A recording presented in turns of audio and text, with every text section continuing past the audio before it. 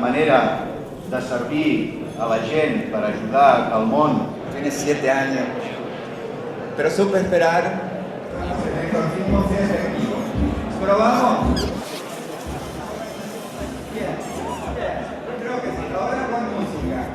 Posant-hi el que s'hi ha de posar, que és enginy, que és energia, que és una voluntat de ferro, que és estimant sobretot aquesta professió. Jo sóc un periodista de vocació, doncs és així com hem anat fent setmana rere setmana, any rere any, aquests aniversaris fins a arribar al 20è que celebrem avui.